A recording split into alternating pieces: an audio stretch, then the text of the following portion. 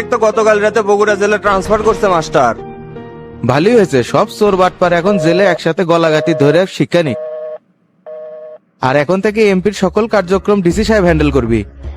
সমস্যা নাই, করুক, লোক ভালো আছে। আসা পর্যন্ত তো কোনো কেরা বেড়া দেখিনি। তে হাবিব ভাই, নন্দীগ্রামের সব ক্যান্ডিডেটের সাথেই তো কথা হলো, খালি বুলবুল বাদ আছে। আর মইনের কথাবার্তা তো আমার পছন্দ হলো না।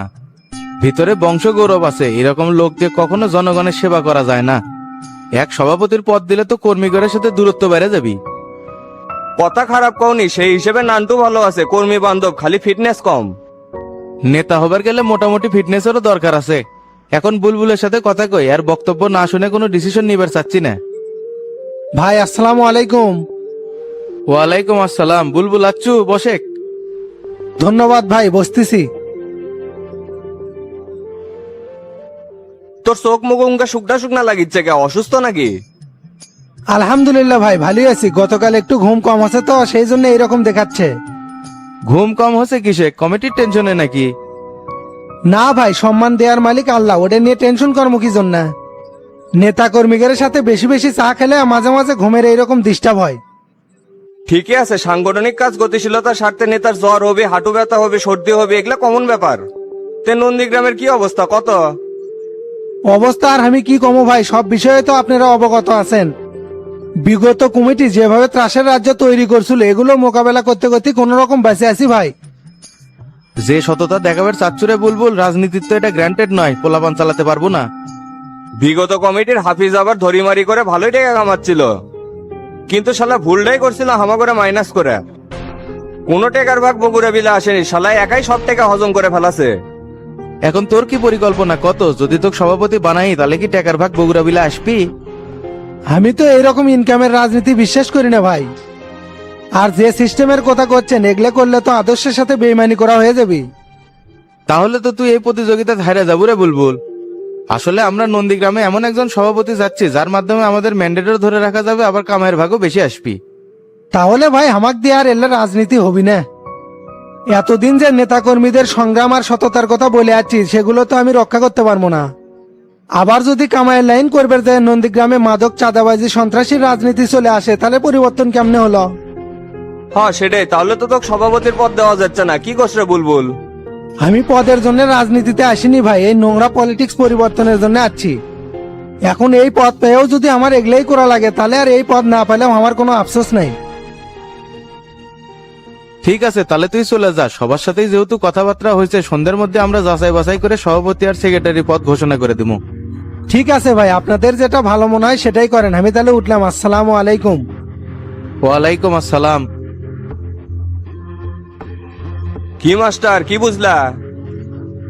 একদম পারফেক্ট আছে, যে টোপ মারছি না তাও তো চরিত্র হরণ করে পেলাম না। এমন চেংরাই তো এতদিন ধরে খুঁজিচ্ছিলাম। তাহলে সভাপতি বুলবুল আর সেক্রেটারি রাজীবেক দিয়ে কমিটি সাজা দিই। হ্যাঁ এটাই করেন, আর সন্ধ্যার মধ্যে এটা প্রকাশ করে দিবেন। আপনি তাহলে দপ্তর সম্পাদকের সাথে বসে সন্ধ্যার মধ্যেই কমিটিটা প্রকাশ করে দেন। আমি বাড়িতে যাচ্ছি, আমার একটু কাজ আছে। আচ্ছা ঠিক আছে, যাও, আর আমি তোমাকে ফোন দিয়ে পরে সব জানিয়ে দেবো নি।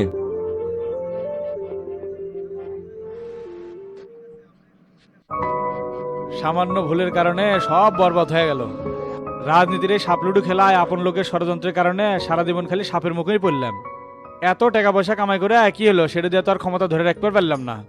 ভাতিজা শামসু, যে ক্ষতিটা করছো পই পই করে সব হিসাব নেওয়া হবে। Wait and see. আমি শফিক কিছু ভুলি না, জায়গা মতো বসান দেই। চাচা আপনি জেলে? এই সুধীর বেটা, তুর্গের মতো বলদের কারণে তো জেলে আসা লাগছে। কিরে মাদারে, আমার বিরুদ্ধে সংবাদ সম্মেলন কোন সাহসে করছিল? তোর কলজা কত বড় রে? আমার কোনো দোষ আছিল না চাচা, শামসু ভয় দেখে আমাকে দেখলে করেছে, আমি নিরুপায় ছিলাম। শালার বেটা, শামসু ভয় দেখালে আর করলু? তোর কারণে আমার কত বড় ক্ষতি আছে জানিস? আর কে রে, তোর কাছে কি আমি আইফোন চাচ্ছিলাম? এর জন্য তুই আমার সকল মান সম্মান ধুলে মিশে দিলু। বাহ, কি আর সিন হে, ছোট চোর বড় চোর মিলেমিশে একাকার। এ কি তোতা ভাইয়া দেখি জেলে, সব পাপি কি একসাথেই ধরা খাসি নাকি? এ বাটুলে, মুখ সামলা কথা কর, নিজের সাথে সবাইকে তুলনা করিস মানে? তোর চাপার দাঁত কিন্তু একটাও থাকবি না, কয়ে দিলাম। তোতা ভাই হওয়ার পারেন আপনি আমার সিনিয়র, জেলার হেডম নেতা। এই জেলখানা তেলের দাম নাই, পোলাবনে কয়া দিলে কিন্তু কাছাই খায় হালাবি, জাল দেওয়ার টাইম দিবি না। চাচা এই শালা কয় কি, আর কি মনের বিকেরে উঠছে নাকি? আমাকে থেট করছে মানে? হাই রে, তোর কথাবার্তা শুনে তো আমার ভয়তে শরীর কাঁপিচ্ছে। এ ওই খারাপ কি করলে? তুই আদার সাথে পাটলি তুই কি জন্য? এলে ঘুতি বাদ দেয়া কেমনে জেল থেকে বাইরে যায় সেই চিন্তা করা লাগবি। সেই চিন্তা আপনারা করেন, আমি কে? নিউজ আছে আমার জামিনের বিষয়ে কাজ চলতেছে, আপনাকে তো জেলে পৌঁছে মারা লাগবি। হসেরে তোতা এত উড়িস না, পা সবসময় মাটির থাকা লাগে, তাছাড়া কিন্তু বিপদের শেষ নাই। চাচা সিস্টেম করে আমরা সবাই এক রুমে থাকতে পারবো। এখানকার ম্যাট আইন দাদু আছে না, তার সাথে আমার হট সম্পর্ক, এক প্যাকেট ব্যঞ্জন দিলেই সেটার ব্যবস্থা করে দিবি। তোর মতো চোরের সাথে একই ছেলে থাকা লাগবি, দিন এত খারাপ হয়নি রে। খুব একেবারে নীতির ব্যবসা বাড়ি মারলেন তো ভাই, আপনি তো আমার সাথে বড় চোর। জনগণের 200 কোটি টাকা মারে দিয়েছেন, আপনি তো চোর নন, বড় ডাকাত। সেটা কি আমি একলাই মেরে দিছি নাকি তোর বাপ বুড়ো জেনে ক? শালার বেটা জেলের মধ্যে ঢুকে আলগা পদ্মানিগিরি করছ, তোর আইন দিদক যে ক আমি কেডে? কেরা বেড়া করবো, পিঠে একদম সোজা করে ফেলামু। আমি হাসুয়ার চাচা এক জায়গায় থাকবো, তুই যেটি আসলে সেটি থাকগা। চাচা আপনি বাডুলের সাথে থাকলে কিন্তু আমি অন্য ছেলে চলে যাবো, তাও এর সাথে থাকবো না। আচ্ছা ঠিক আছে, আমি দেখতেছি। এই বাটুলে তুই যেটা আসলে সেটিতে থাকে, আর মাঝে মধ্যে দিনের বেলা এসে দেখা করে যাস। মিস করলেন চাচা, আর আমার এসে থাকতে পারলেন হিনি। টিভি পত্রিকার ব্যবস্থাও আসলে, স্পেশাল খাবারও পালেন হিনি। এ হারাম দাদা, তুই যে ওই স্পেশাল খাবার খা। চাচা এর সাথে আজারে পেঁচাল পারে লাভ নাই, পানি ছাড়তে চলেন যে গোসল করে আসি। আচ্ছা চলে।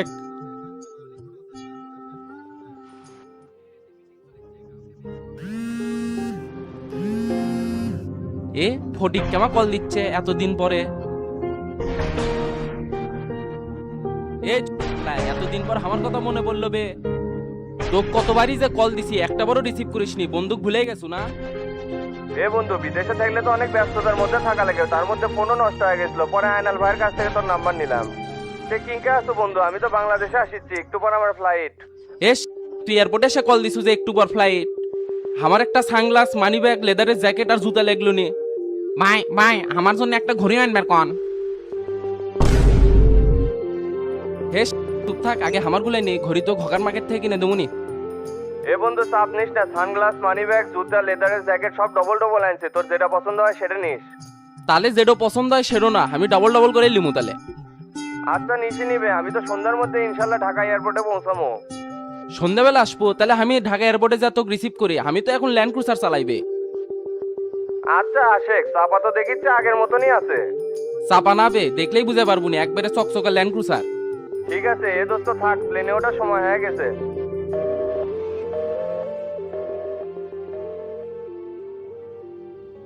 ভাই আসসালামু আলাইকুম। ওয়ালাইকুম আসসালাম, কেরে দিলু আচ্ছু?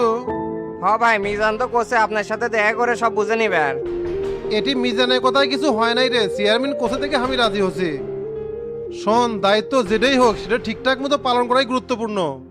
কিন্তু তোকে যে আমার বিশ্বাস হয় না, দেখা যাচ্ছে কাজের মধ্যে চিকনে কান দেখাবার গেছো, আর এইদিকে সব কামে ছেঁড়া বেড়া হয়ে গেল। তখন কি যে কন্যা ডন ভাই, আমি জাতে মাতাল হলেও তালে ঠিক আছে। বললে সাইপাস খাওয়া ছেড়ে দিছি, এখন খালি অকেশনে ভকেশন চলে। যতই চেষ্টা করুক কুত্তার ল্যাজ বলে সোজা হয় না, তোর হচ্ছে সেই হাল। শোন, এই রাস্তায় 12 জন কাজ করেছে, সামনে ব্রিজ থেকে মোতালাবে বাড়ি পর্যন্ত মাটি ভরাট করা লাগবে। ঠিক মতো তদারকি করবো, 5টার আগে যেন কেউ কাজ শেষ না করে। আর 1টা থেকে 2টা পর্যন্ত খাওয়ার বিরতি দেবো। আর সকল পেমেন্ট আমি সন্ধ্যার সময় এসে করবো। এটা তো সামান্য কাম ভাই, প্যারা নিয়েন না, সিল মুডে থাকেন।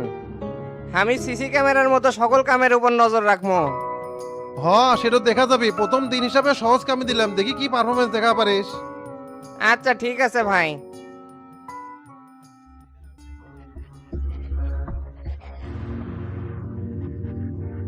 আজকে কামের টাকা পায় মায়ের একটা বড় মাছ কিনে দিয়ে আসলাম, সেই ভাল লাগিচ্ছে। ভালো তো লাগবে, ইনকাম করে বাড়ির কিছু কিনে দেওয়ার পারলে সেটার সাথে কোনো কিছু তুলনা হয় না। আমার তো দুনিয়াত কেউ নাই রে, সে ছোটবেলা বাপ মা মরে গেছে। এক চাচা বাড়ির মানুষ হচ্ছি, চাষির যন্ত্রণা সেটিও যেতে পারি না। এলাকার এক চ্যাংড়ার সাথে মারামারি করে জেলে ঢুকছিলাম, সে থেকে কল্যামাই এটি নিয়েছে। তারপর থেকে শামসুমাইয়ের পরিবারই আমার পরিবার হয়ে গেছে। হ্যাঁ আমি তো সেটা শুনছি, তোর বাড়ি এটি না কাশেমপুর। তে পরে তোর চাচার সাথে আর যোগাযোগ করিস নি?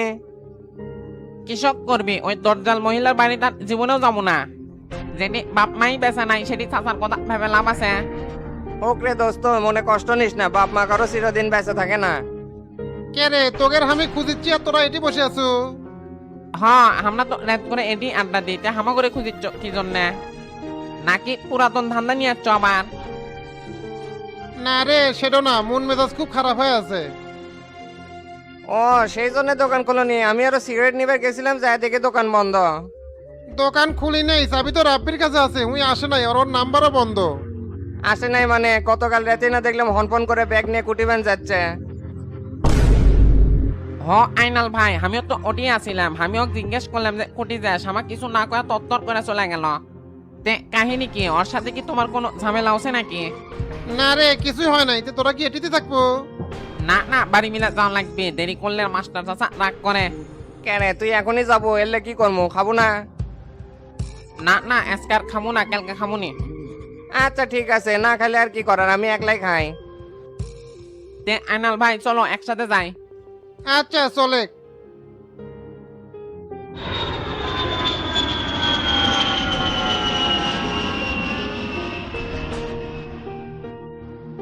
লিডার আসসালামু আলাইকুম। ওয়ালাইকুম আসসালাম। কেরে সোহেল, তুই দুবাই থেকে কবে আসলু? আজকের সকালে ফ্লাইটে যাচ্ছি, তো এই দিকের অবস্থা এমন কে লিডার? ছোট সাহেবের গায়ে হাত, এত বড় সাহস কার হলো? সামনে বসে। কি হয়েছে বলেন তো, কোনো ঝামেলার মধ্যে আছেন? সোহেলের হাত আমি কেটে নিমুরে, ভাবছিলাম খুন খারাপি রাজনীতি আমি করবো না, কিন্তু এটা তো আমাকে ভালো হবার দিল না। গ্যাং অ্যাক্টিভ করে ঢাকা শহর দখলে নিতে হবে। আপনি কোনো চাপ নিয়েন না তো, এই পিস্তল সোহেল যেমন চলে যাচ্ছে তুড়ি মেরে সব দখল করে হালাবি। আপনি খালি নির্দেশ দেন কাক ফালানো লাগতেছে, 1-2 মধ্যে খালাস করে দিচ্ছি। সেনা শত্রু অসেনা আক্রমণ খুব সূক্ষ্ম এনে খেলিচ্ছে, টার্গেট নির্ধারণের জন্য অপেক্ষা করা লাগবে। ঠিক আছে, সকল নেটওয়ার্ক এখন ঢাকাতেই সেট আপ করতেছি, খালি সিবিআই আর ডিবির হাত থেকে রক্ষা করতে হবে। এরা তো বুলেট হত্যা মামলা নিয়ে খুব প্যারা দিচ্ছে, শালারা পিছনে টিকটিকি লাগিয়ে দিছে। সবকিছু আমি হ্যান্ডেল করিচ্ছি, আর মামলাগুলো আমি জামিনের ব্যবস্থা করব, তুই কোনো চাপ নিস না। চাপ তো নিতেই হবে লিডার, শামসুকে যেদিন শেষ করতে পারবো সেদিন থেকে নিজেকে চাপ মুক্ত করতে পারবো। শালা আমার সাম্রাজ্য শেষ করে দিছে। সেই ব্যবস্থা আমি করবো। আপাতত আমার বনানীতে যে ফার্ম হাউসটা আছে না, গ্রুপ নিয়ে উঠে পড়ে, বাকিটা আমি দেখিচ্ছি।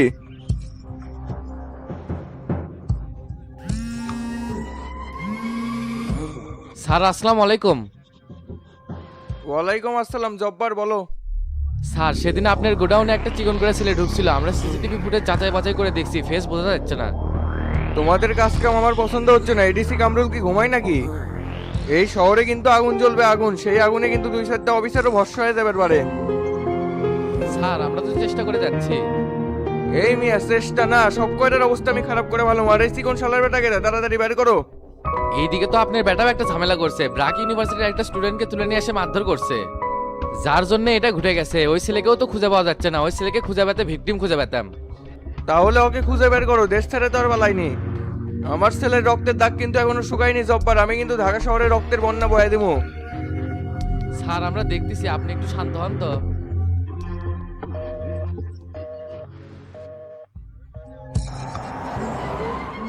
দাদা লাইন তো রেড সিগন্যালে, সিবিআই ঝামেলা মনে হচ্ছে। জেমস প্ল্যান কি? অভ্যুত্থান তৈরি করা বৈদেশিক আগ্রাসনের শিকার সিবিআই এর মনিরুল বেশ কয়েকদিন হলো পাকিস্তানি আইএস এর সাথে মিটিং করে যাচ্ছে। আইসি লোকেশনগুলো হোয়াটসঅ্যাপে পাঠাও, আর লিঙ্ক কি? পররাষ্ট্র প্রতিমন্ত্রী সুলতানের সাথে জড়িত 100 কোটি টাকার লেনদেন হচ্ছে। আর উত্তর অঞ্চলের একটা রাম মন্দির বানানোকে কেন্দ্র করে ভারতীয় পররাষ্ট্রমন্ত্রীর আনাগোনা দেখা যাচ্ছে। এরকম অনুন্নত একটা জায়গায় তার আসা যাওয়াটা সন্দেহজনক মনে হচ্ছে। ঠিক আছে, লোকেশনগুলো ফলো আপ করতে থাকো, আর পরে কি করতে হয় সেটা আমি জানিয়ে দেবো। ওকে।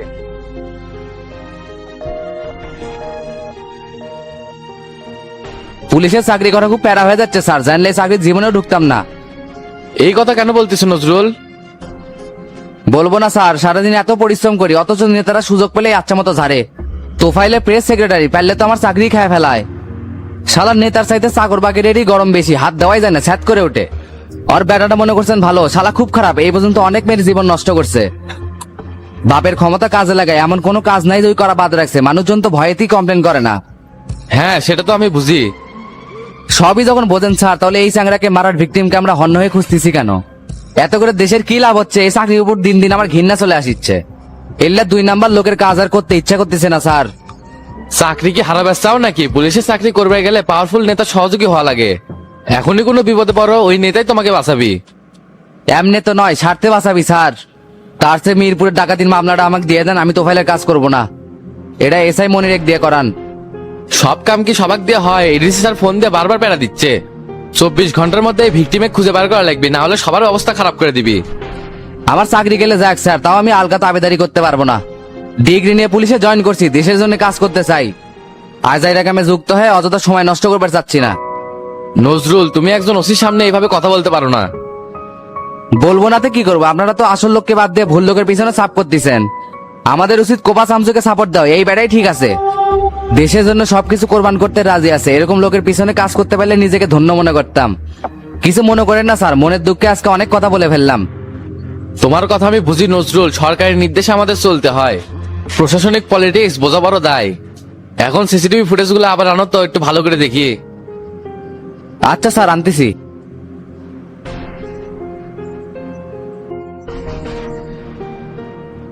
দেশে এত মানুষের ক্ষতি হচ্ছে, কোটি কোটি টাকা ঋণ খেলাপি হয়েছে, সরকারের দিকে কোনো দৃষ্টি নেই। সেলিম ভাই, আপনি স্বরাষ্ট্র দপ্তরে থাকতেই দেখেছি প্রশাসনে ঘোল খাওয়ানো হচ্ছে। আরো খাওয়ালো নি, আমি আসি দেখে কন্ট্রোলে আছে। এই ঋণ খেলাপি নিয়ে তো সভাপতির সাথে বসছিলাম, আসলে যোগটা কম। এই লোক তো দলের সিন্ডিকেটের জালে বন্দী হয়ে গেছে। প্রতিবাদ কেমনে করবি? পেটের কথা মুখে আসাই তো আটকে যাচ্ছে, বাইরে হয়ে গেলেই গতি চলে যাবি। জনতা পার্টির শেষ সময় চলে যাচ্ছে ভাই, এভাবে চলতে থাকলে দেশ দেউলিয়া হতে সময় লাগবে না। ভারত আর পাকিস্তানের গোয়েন্দাদের ষড়যন্ত্রের গন্ধ পাওয়া যাচ্ছে, তাই আর বেশি সময় দেওয়া যাবে না। খুব তাড়াতাড়ি আত্মপ্রকাশ করতে হবে আমাদের। মোটামুটি সারা বাংলাদেশের সেট আপ দেওয়া শেষ, এখন শুধু দলের নাম আর কর্মসূচি দেওয়া বাকি আছে। এই অভাগা দেশটাকে বাঁচাতে হবে শামসু। দেশের সার্বভৌমত্ব রক্ষার জন্য সর্বোচ্চ ত্যাগ স্বীকার করতে রাজি আছি। যেভাবে গ্যাস আর বিদ্যুতের দাম বাইরে দিছে, নিত্য প্রয়োজনীয় জিনিস কিনতে গেলে তো জনগণের নাবিশ্বাস উঠে যাবে। উঠতে দেন, এই বাঙালি শেখা না দিলে শিক্ষা পায় না। সারা জীবন এই জাতি ষড়যন্ত্রের শিকার হয়ে আসলো। 55 বছর হলো এই দেশ স্বাধীন হওয়ার, কিন্তু স্বাধীনতার সুখ কি এই জাতি পাছে? কেমনে পাবি? বৈদেশিক আগ্রাসনের ষড়যন্ত্রে সেই সুখ লুট হয়ে গেছে। সব দোষ এই দেশের নেতাদের। তারা খালি বুঝাচ্ছে যে স্বাধীনতার সুখ আমরা ঘরে ঘরে পৌঁছে দিচ্ছি, আর দেশের উন্নয়নের জোয়ার বয়ে যাচ্ছে। জনগণ সেটা বসে থেকে দেখিচ্ছে আর হাততালি দিচ্ছে। এইভাবেই চলতেছে। চেতনার ন্যারেটিভ গুলে খেয়ে কিচেন ক্যাবিনেট সরকার চালাচ্ছে। প্রকৃত অর্থে আমরা কি স্বাধীনতার স্বাদ পাচ্ছি সেলিম ভাই? কবে দেশ অর্থনৈতিকভাবে মুক্তি পাবে, নিরাপত্তা ও মৌলিক অধিকার এই দেশে নিশ্চিত হবে? তাই আমি সিদ্ধান্ত নিয়েছি, আমার জীবনের বিনিময়ে হলেও এই দেশ পরিবর্তন করতে চাই। এই নোংরা রাজনীতির খেলা বন্ধ করতে হবে। এর জন্য যা করতে হয় এই শামসু তাই করবি।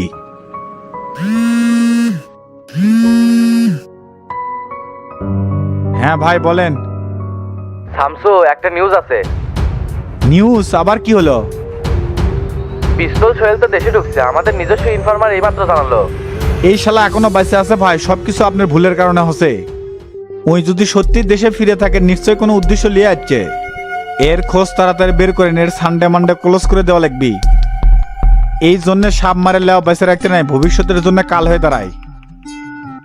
আচ্ছা ঠিক আছে, আমি দেখতেছি ব্যাপারটা। আর নরেশ্বরটি নতুন একটা ছেলে দেখলাম, কেটা ওটা রমজান বলে নিয়ে যাচ্ছে। ওই ব্যাপারে আপনার সাথে সামনাসামনি কথা বলবো না, আপনাকে যা করতে বললাম তাই করেন। এই শালা কিছু ঘটনা ঘটানোর আগে আমাকে কিছু করতে হবে। ঠিক আছে।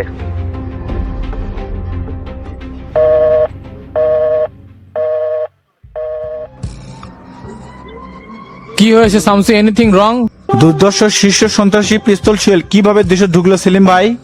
প্রশাসন কি করে, বসে থেকে আঙ্গুল চুষিচ্ছে নাকি? এই বান্দির বাচ্চা বড় কোনো অঘটন ঘটানোর জন্যই দেশে ঢুকছে। এই মাদারিক তাড়াতাড়ি ধরে এক শেষ করে দেওয়া লাগবি। আচ্ছা, আমি দেখতেছি ব্যাপারটা। খালি দেখতেই থাকেন, এদিকে বাস সহ পুরো আড়াই পেছন দিয়ে ঢুকে যাক। ডিবি সিবিআই কে কাজে লাগান, দরকার ডিবি হামিদকে চট্টগ্রাম থেকে আবার ঢাকায় নিয়ে আসেন। হামিদ কিন্তু খুব কাজের লোক, এক দিয়ে বহুত অপারেশন আমি সাকসেস করছি। ওরে তো ডিমোশন দিয়ে ট্রেনিং সেন্টারে পাঠানো হয়েছে। তো স্বরাষ্ট্রমন্ত্রী ক্ষমতা ধুয়ে কি পানি খাবেন নাকি? ওকে আবার ফিরে নিয়ে আসেন। পাশাপাশি বিজয় আর মইনুলকে এই টিমে সংযুক্ত করে ঢাকা শহরে ক্লিন হার্ট অপারেশন করতে হবে। মাঠ দখলের আগে আগাছা পরিষ্কার করতে হবে। সেলিম ভাই, বিষয়টা মাথায় রাখেন। আচ্ছা ঠিক আছে। জি স্যার বলেন। সালেক চট্টগ্রাম ডিসিকে এখনই মেইল করে দাও, যাতে করে পুলিশ একাডেমির ইনচার্জ হামিদুল ইসলামকে ডিবির স্পেশাল ইনচার্জ হিসাবে ঢাকায় প্রেরণ করে। ঠিক আছে স্যার, আমি এখনই নোটিশ করে দিচ্ছি। আর বাইরে তো প্রচুর সাংবাদিক এসে ভরে গেছে। আবার কি নাটক নিয়ে আসছে এরা? এদের অত্যাচারে দেখতেছি মন্ত্রণালয়ে আসাই বাদ দেওয়া লাগবি। তো ভাইল আমাদের বেটাকে কে জানি মারছে, এই জন্য স্বরাষ্ট্রমন্ত্রীর বক্তব্য চাচ্ছে। একেরে খায়া দেয় কাম নাই তো, আজারের ব্যাপার নিয়ে ফালাফালি করে। এই মিডিয়া হলো আর এক যন্ত্রণার নাম। দেশের এইদিকে মারা সারা যাচ্ছে, সেদিকে কোনো খবর নাই। যত সব স্টুপিড কাজ নিয়ে ব্যস্ত হয়ে গেছে, সবগুলোকে বের করে দিবে, কোনো ব্রিফিং হবে না। ঠিক আছে স্যার, আমি এখনই ব্যবস্থা নিচ্ছি। শামসু কফি খাবা নাকি? হ্যাঁ খাওয়া যায়, ব্ল্যাক কবির কথা বলেন। সালেক আমাদের জন্য 2টা ব্ল্যাক কফি পাঠিয়ে দাও।